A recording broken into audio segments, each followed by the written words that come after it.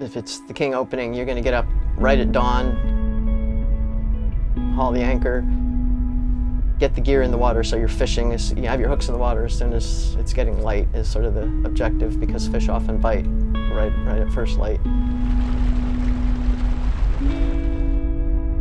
Some people try to fish the morning bite and the evening bite. If you're going to try to fish a full season, it's a lot smarter to fish either the morning bite and then quit by about 6, because it's long hours. Trolling is long hours. It can get exhausting. My name is Nancy Behnkan, and I troll commercially in Southeast Alaska.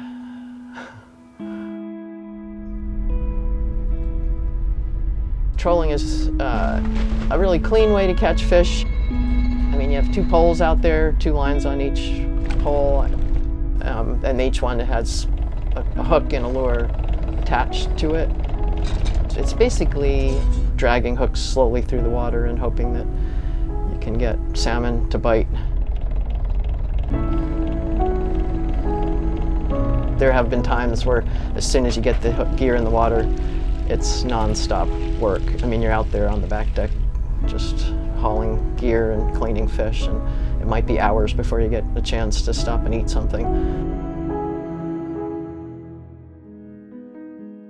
I started fishing in 1981. I came up here with some friends just to kayak, to explore Alaska and kayak. There were 2 guys and 2 girls, and we kayaked all that summer and then ran out of money. It's sort of the obvious choice of a job was to get a job on a fishing boat. 2 guys got jobs right away. The girls took a little bit longer to convince a skipper that they wanted to take us fishing, but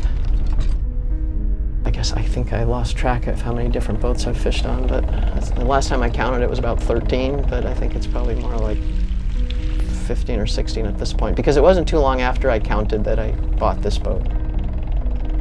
I bought the Dipper in 2007. And then I've fished it by myself since then. I mean, I usually take a green deckhand every year, so it's fun to show people new areas and new experiences and see wildlife. And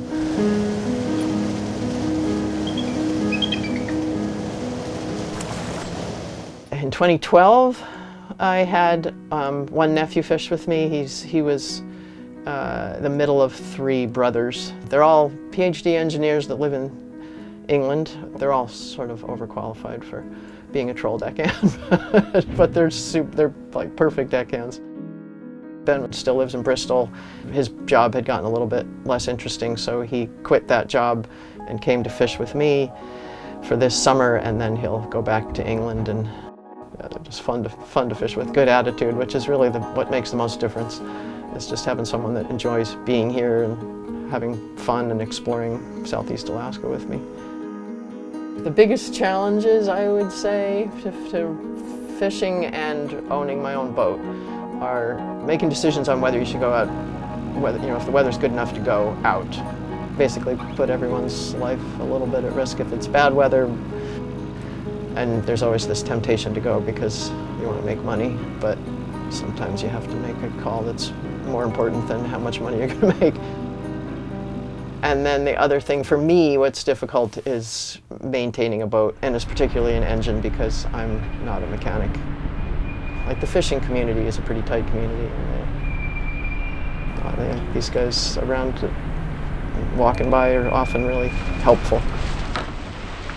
I always say it takes a village to keep Nancy fishing because there's so many helpful fishermen.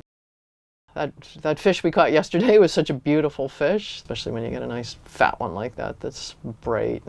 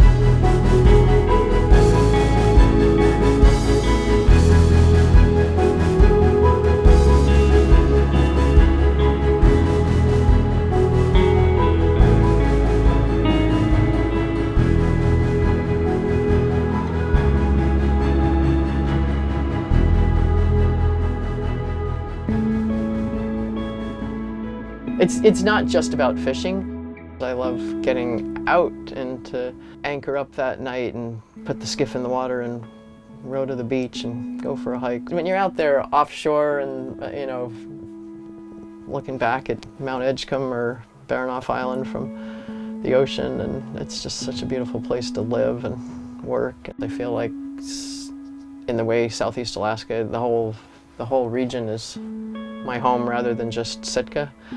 And also, it's just a nice way to earn a living. It's like the best job in the world. I feel like I can't believe I get paid to do this.